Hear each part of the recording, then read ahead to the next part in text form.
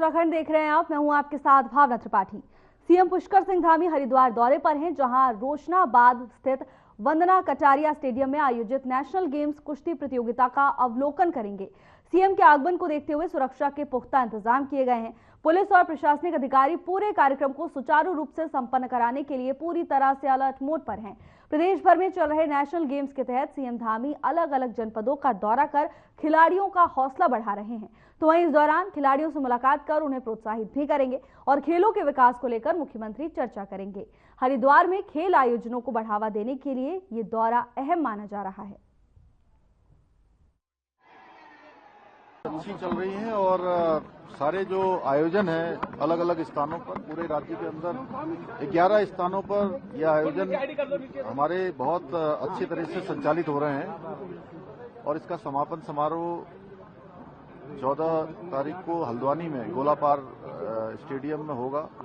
उसकी सभी तैयारियां अच्छी हो रही हैं और ये हमारे लिए बहुत अच्छा है कि पिछले वर्ष जहां हमारा स्थान राष्ट्रीय खेलों में 25वें स्थान पर था, वहीं हमारे उत्तराखंड के खिलाड़ियों ने इस बार 80 के लगभग अभी तक मेडल प्राप्त कर लिए हैं और हम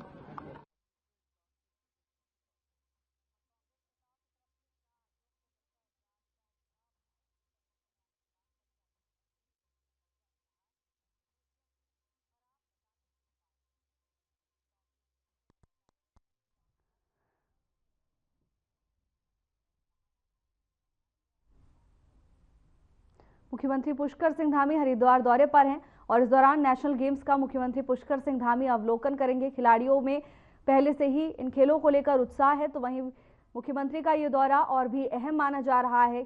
खेलों को बढ़ावा देने के लिए मुख्यमंत्री इस दौरान चर्चा भी करेंगे और सीएम धामी के दौरे को देखते हुए सुरक्षा के पुख्ता इंतजाम किए गए हैं। बता दें कि इस बार राष्ट्रीय खेलों की मेजबानी उत्तराखंड कर रहा है और जगह जगह नेशनल गेम्स का आयोजन पूरे राज्य में करवाया जा रहा है। हरिद्वार मुख्यमंत्री पुष्कर सिंह धामी पहुंचे हुए हैं, जहां वो राष्ट्रीय खेलों का अवलोकन करेंगे। नेशनल गेम्स का अवलोकन मुख्यमंत्री पुष्कर सिंह धामी की ओर से किया जाएगा। मुख्यमंत्री के इस दौरे को देखते हुए लोगों में भी काफी उत्साह देखा जा रहा है।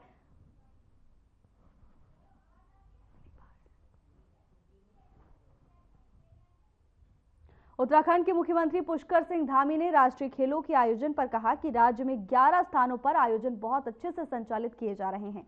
इसका समापन समारोह 14 तारीख को होगा। वहीं प्रधानमंत्री नरेंद्र मोदी के आगामी दौरे पर भी उन्होंने अपनी प्रतिक्रिया दी। उन्होंने कहा कि शीतकालीन यात्रा के दौरान उत्तराखंड आएंगे तो हमारे राज्य की बहुत ब्रांडिंग होगी।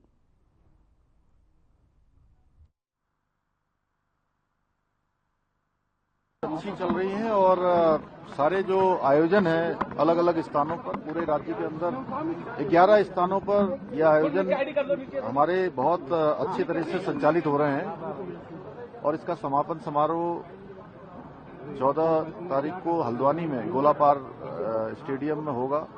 उसकी सभी तैयारियां अच्छी हो रही हैं और ये हमारे लिए बहुत अच्छा है कि पिछले वर्ष जहां हमारा स्थान राष्ट्रीय खेलों में 25वें स्थान पर था, वहीं हमारे उत्तराखंड के खिलाड़ियों ने इस बार 80 के लगभग अभी तक मेडल प्राप्त कर लिए हैं और हम 25वें स्थान से 6ठे स्थान पर आ गए हैं।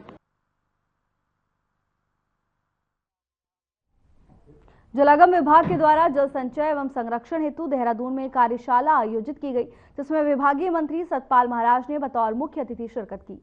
कार्यक्रम के दौरान स्कूली छात्र छात्राओं को कृषि और जल संरक्षण के लिए जानकारी दी गई। तो वहीं पहाड़ी क्षेत्रों में जल के प्राकृतिक स्रोतों को कैसे बचाया जाए, बता दें कि बरसात के पानी को इकट्ठा कर उसका उपयोग कृषि के लिए कैसे किया जाए, इसको लेकर विस्तार से चर्चा हुई। तो वहीं इस दौरान विभागीय मंत्री सतपाल महाराज ने भूमि संसाधन विभाग भारत सरकार के द्वारा कृषि सिंचाई के अंतर्गत जलागम वाटरशेड यात्रा के रथ को हरी झंडी दिखाकर यात्रा की शुरुआत की गई है। यहां वाटरशेड रथ यात्रा पौड़ी, चमोली और पिथौरागढ़ में जल संचय के लिए जागरूक करने का काम करेगी।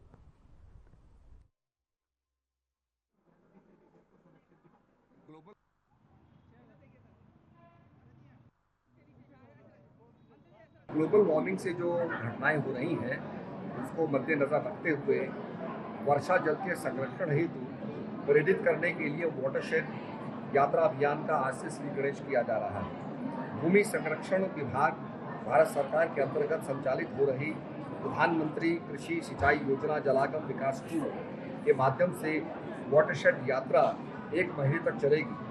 इस यात्रा अभियान के तहत प्रदेश के विभिन्न जनपदों के लोग परियोजना क्षेत्र में किए गए कार्यों और इसके परिणामों की जानकारी प्राप्त करेंगे। इस अभियान में भारत सरकार के माध्यम से तैयार की गई वाटरशेड वैन परियोजना गांव-गांव तक पहुंचेगी और उन्हें जल एवं पर्यावरण संरक्षण के प्रति जागरूक करेगी। इसमें पौड़ी, अल्मोड़ा, पिथौरागढ़ जनपद आते हैं और ये काम जो है हम लोग करेंगे। उधम सिंह नगर के किच्छा में बिजली के स्मार्ट प्रीपेड मीटर लगाने गए कर्मचारियों को विधायक तिलक राज बेहड़ के विरोध का सामना करना पड़ा।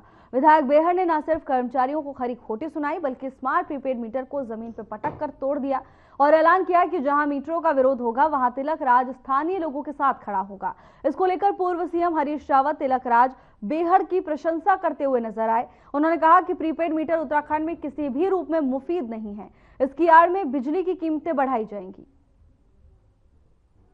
ये प्रीपेड मीटर उत्तराखंड के लिए किसी भी रूप में मुफीद नहीं है और इससे अब भी यहाँ डिजिटल लिटरेसी का स्तर इतना नहीं है कि जो है लोग प्रीपेड मीटर का ठीक से वो कर सके। और मैंने देखा है लोगों के उसमें घंटों कभी कभी तो 2-2 दिन तक ये जो चार्जेस हैं इसके मोबाइल में नहीं आते हैं। क्या कहा उनका वो पेड नहीं कर पाया या पेड नहीं हुआ और या समय पे नहीं देख पाया। तो बिजली के साथ तो ये खेल नहीं हो सकता है, उसमें तो आपको पहले से सावधान रहना पड़ेगा, नंबर 1। नंबर 2 जो है इसकी आड़ में बिजली की कीमतें बढ़ाई जाएंगी। अभी प्रीपेड मीटर से कुछ सस्ता ही होगी, लेकिन धीरे धीरे जो है जिस तरीके से जियो वालों ने अपना वो कशा है उस तरीके से उत्तराखंड के गले में जो है ये प्रीपेड मीटर की फांस डाल दी जाएगी और मैं तिलक राज बेहड़ को बहुत बधाई देना चाहता हूँ। देहरादून के नवनिर्वाचित मेयर सौरभ थपलियाल ने नगर निगम देहरादून पहुंचकर अपना कार्यभार संभाल लिया। उन्होंने पूर्व में जारी किए गए संकल्प पत्र का हवाला देते हुए शहर की समस्याओं और उसके निराकरण की दिशा में कार्य करने की बात कही। साथ ही कहा कि हरित दून बनाने के लिए पार्कों का सौंदर्यीकरण किया जाएगा। सार्वजनिक सुरक्षा के दृष्टिगत सीसीटीवी कैमरे अधिक संख्या में लगाए जाएंगे। साथ ही ड्रेनेज की समस्या को लेकर अधिकारियों के साथ वार्ता भी होगी। उन्होंने कहा कि 73 ऐसी जगह चिन्हित की गई हैं जहां पर जल भराव की समस्या होती है और इसको लेकर जल्द ही काम शुरू कर दिया जाएगा। साथ ही कहा कि शहर में साइकिलिंग ट्रैक भी बनाया जाएगा।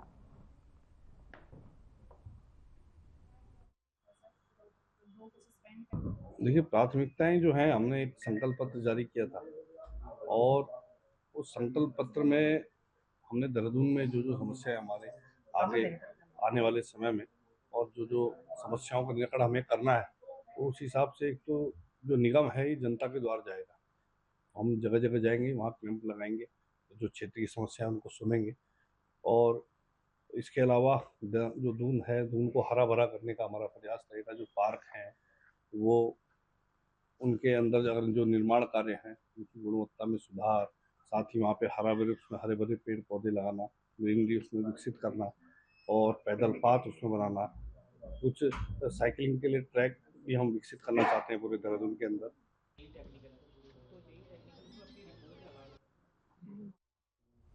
खबर देहरादून से है, जहां उच्च शिक्षा विभाग की ओर से चली आ रही देवभूमि उद्यमिता योजना के तहत आज से दून विश्वविद्यालय में 2 दिवसीय मेगा स्टार्टअप समिट का मुख्य सचिव राधा रतूड़ी ने उद्घाटन किया और इस दौरान उच्च शिक्षा सचिव डॉक्टर रंजीत कुमार सिन्हा ने बताया कि पलायन को रोकने के उद्देश्य से देवभूमि उद्यमिता विकास योजना नवंबर 2023 में शुरू हुई थी, जो अब एक मूवमेंट का रूप ले रहा है, जिसमें 20,000 बच्चों ने रजिस्ट्रेशन करवाया था और 5,000 बच्चों के आइडियाज न केवल सबमिट हुए बल्कि उनको प्रोडक्ट में भी बदला गया और 7 पेटेंट तैयार कर उन्हें बाजार में उतारा गया है।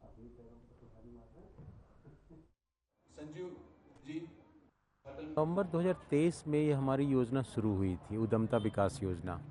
ये माननीय मुख्यमंत्री जी का एक योजना शुरू करने के पीछे उद्देश्य था कि पलायन को रोका जाए। अब पलायन को रोकने के उद्देश्य से शुरू की गई योजना एक मूवमेंट का रूप ले रहा है। इसमें 20,000 बच्चों ने रजिस्ट्रेशन कराया था और लगभग 5,000 बच्चों के आइडियाज़ सबमिट हुए, बिजनेस प्लान सबमिट हुए। तो समझ सकते हैं 1 साल के अंदर ये योजना कितने एक सफल हुआ है। सिर्फ सफल हुआ है ये नहीं कि बच्चों ने कुछ आइडियाज़ दिए और वो आइडिया सबमिशन हुआ और उस पर चर्चा हुई, ख़त्म हो गया, नहीं। ये प्रोडक्ट में कन्वर्ट हुआ है। 7 पेटेंट हुए हैं, 50 प्रोडक्ट लॉन्च हो चुके हैं जो मार्केट में बिक रहा है। तो ये एक तरीका है लोगों को उद्यमता से जोड़ने का। उनके पास जो आइडिया है, काम जो जानते हैं, उसको किस तरह से प्रोडक्ट में कन्वर्ट करके मार्केट में लाया जाए।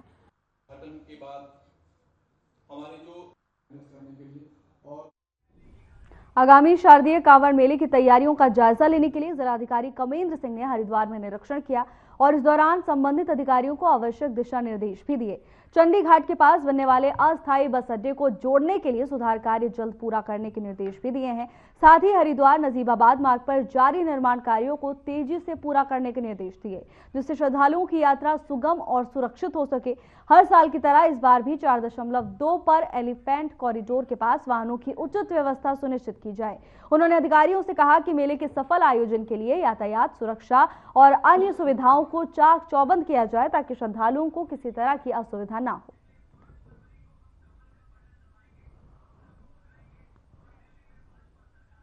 हल्द्वानी में उत्तराखंड रेशम विभाग रेशम उत्पादन के क्षेत्र में किसानों को आत्मनिर्भर बनाने के साथ साथ अब महिलाओं को आत्मनिर्भर बनाने की ओर लगातार कदम बढ़ा रहे हैं। रेशम विभाग पहली बार महिलाओं को ट्रेनिंग देकर रेशम से बने उत्पाद तैयार करवा रहा है, जिससे महिलाएं आत्मनिर्भर बन सकें। हस्त निर्मित वस्तुओं को बढ़ावा देने के लिए क्षेत्रीय रेशम उत्पादन अनुसंधान केंद्र और केंद्रीय रेशम बोर्ड द्वारा कोसोत्तर प्रौद्योगिकी द्वारा महिलाओं को ट्रेनिंग दी जा रही है, जिससे महिलाएं रेशम के उत्पाद तैयार कर आत्मनिर्भर बन सकें। उप निदेशक कुमाऊं मंडल हेमचंद्र ने क्या कुछ कहा है, आइए आपको सुनाते हैं। आज जो सुअवसर है, यहाँ पर एक प्रशिक्षण कार्यक्रम का भी आयोजन हुआ 5 दिवसीय, जो कि देहरादून के केंद्रीय रेशम बोर्ड के RSRS सहसपुर केंद्र द्वारा मेरे साथ यहाँ पर वैज्ञानिक भी उपस्थित हैं, छत्रपाल साहब वहाँ के इंचार्ज। उन्होंने एक पोस्ट ककून टेक्नोलॉजी पर प्रशिक्षण 5 दिवसीय आयोजित किया, जो हमारे सहयोग से किया गया। उसमें 25 महिलाओं को हमने प्रशिक्षित किया है ककून क्राफ्टिंग के कार्य के लिए। इसी दौरान एक ये सुअवसर था और बहुत समय से ऐसी आवश्यकता विभाग में महसूस की जा रही थी कि किसी ऐसे रेशम गीत की, जिससे कि जब भी अपने कार्मिकों, अधिकारियों और जो रेशम से जुड़े हुए, व्यवसाय से जुड़े हुए जो अन्य किसान बंधु हैं, उनको जोश की, मोटिवेशन की जब जरूरत हो, तो उस समय हम उस रेशम गीत को गुनगुनाएं तो हमारे अंदर जोश का संचार हो सके। लोगों के समूह में रेशम विभाग से पहले कुछ महिलाएं जोड़ी गई, बुलाई गई, उन्होंने प्रशिक्षण लिया। उसको एक नई रेशम पहल करके हमने नाम दिया गया, जिसकी सचिव हमारी रेखा मैम है। और इसमें हम लोगों ने जैसे ही काम शुरू किया तो बहुत अच्छा रिस्पांस हमको शुरू से ही मिला। जो हमारे यहाँ के डिप्टी डायरेक्टर हेमचंद जी, उनका हमें पूरा सहयोग मिला और उन्होंने इसी के कारण ये महिलाएं इतनी आगे बढ़ी हैं। उन्होंने यहाँ पे हमें कमरा दिया, जिसमें हम महिलाओं ने आकर काम किया और हमें सारा संसाधन उपलब्ध कराया जो हमें चाहिए। हमें कैटलॉग बनाने के लिए, हमारे GST बनाने के लिए हमें पूरा सहयोग किया, जिससे महिलाओं ने जो काम किया उसका रास्ता भी आगे उन्हें बनता गया। कि जो महिलाएं थी ना, बहुत ग्रामीण इलाके से थी और इतनी ज्यादा जागरूक भी नहीं थी कि जिन्हें इन चीजों का पता था। खबर विकासनगर से है, जहां पछवा दून क्षेत्र में अवैध प्लॉटिंग पर MDDA की बुलडोजर कार्रवाई लगातार जारी है। उप जिलाधिकारी के निर्देश के बाद मसूरी देहरादून विकास प्राधिकरण की टीम ने शिमला बाईपास रोड पर 2 अवैध प्लॉटिंग को JCB मशीन के जरिए ध्वस्त कर दिया। दूसरी कार्रवाई करते हुए टीम ने खेरी गांव अटक फार्म पर भी 6 बीघा अवैध प्लॉटिंग को ध्वस्त कर प्राधिकरण के AE अभिषेक भारद्वाज का कहना है कि अवैध प्लॉटिंग पर प्राधिकरण की कार्रवाई लगातार जारी रहने वाली है और मसूरी देहरादून विकास प्राधिकरण के AE अभिषेक भारद्वाज के नेतृत्व में अवैध प्लॉटिंग के ध्वस्तीकरण की कार्रवाई में पहुंची टीम में JE मनवीर पवार सहित पुलिस फोर्स मौके पर मौजूद रही।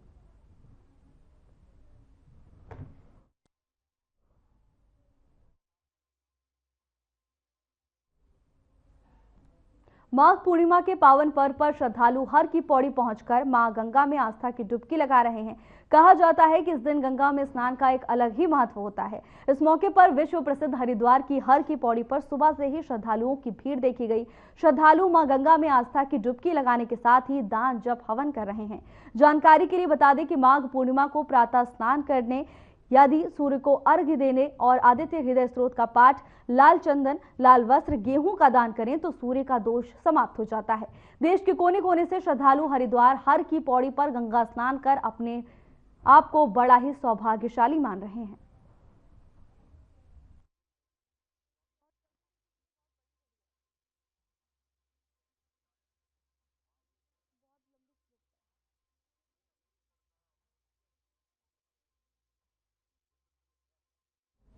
थाना नेहरू कॉलोनी क्षेत्र के अंतर्गत डिफेंस कॉलोनी में जमीनों को फर्जीवाड़ा कर बेचने के आरोप में 15 रिटायर्ड सैन्य अधिकारियों के साथ 16 लोगों के खिलाफ थाना नेहरू कॉलोनी में मुकदमा दर्ज किया गया। ये सभी 10 सैनिक सहकारी आवास समिति लिमिटेड डिफेंस कॉलोनी के समय पर पदाधिकारी भी रह चुके हैं और इस जमीन पर पार्क और अन्य सामुदायिक स्थान बनाए जाने थे। साथ ही पुलिस ने मुकदमा दर्ज कर जांच शुरू कर दी है।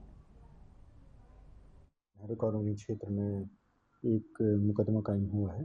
इसमें के वादी जो हैं एक रिटायर्ड सेना के अधिकारी हैं। उनके द्वारा जो है 12 या 13 लोगों के विरुद्ध एक नामजद FIR दी गई थी और उनके द्वारा आरोप लगाया गया था कि जो डिफेंस कॉलोनी में जो खुली भूमि है उनको इन अभियुक्तों के द्वारा जो है उस भूमि को जो है फर्जी तरीके से धोखाधड़ी से कुछ कूटरचना कर या कुछ फर्जी कागजात तैयार कर उसको जो है विक्रय किया गया है। इस संबंध में जो है हमारे द्वारा अभियोग पंजीकृत कर दिया गया है और इसमें तफ्तीश जो है प्रारंभ कर दी गई है। इसमें भी जो हमारे जो दस्तावेज हैं और अभिलेख हैं वो वादी के द्वारा हमारे द्वारा मांग की गई है, तो वादी के द्वारा जैसे उपलब्ध करा दिए जाएंगे तो उसके उपरांत उनका भी परिशीलन, उनका वेरिफिकेशन किया जाएगा और आगे की कार्रवाई जो है उसके अनुसार फिर आगे कार्रवाई होगी। खबर देहरादून से है, जहां गर्मी के मौसम में वनाग्नि की घटनाओं को ध्यान में रखते हुए राष्ट्रीय आपदा प्रबंधन प्राधिकरण, गृह मंत्रालय और राज्य आपदा प्रबंधन प्राधिकरण की ओर से संयुक्त रूप से प्रदेश के 6 जिलों में आगामी 13 फरवरी को मॉक ड्रिल आयोजित की जाएगी।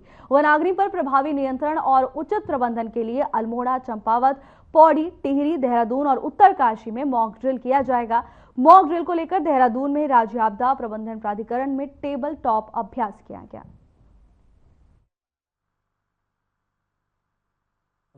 इसमें वन अग्नि को लेकर एनडीएमए के द्वारा एक मॉक ड्रिल के लिए कहा गया है।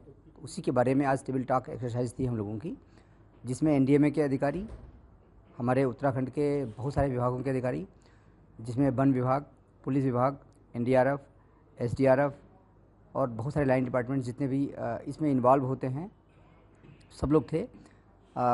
डिटेल में एक एक चीज़ के बारे में चर्चा हुई है। यह मॉक ड्रिल पहले 7 जनपदों में की जानी थी, अभी वो 6 जनपद में की जा रही है। एक जनपद को किसी कारण से अभी शामिल नहीं किया जा सकता है।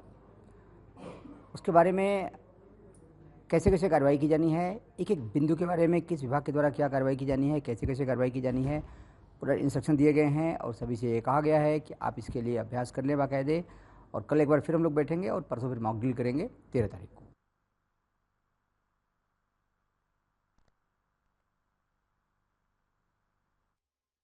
फिलहाल के लिए बस इतना ही। जल्द हाजिर होंगे नई अपडेट्स के साथ। नमस्कार।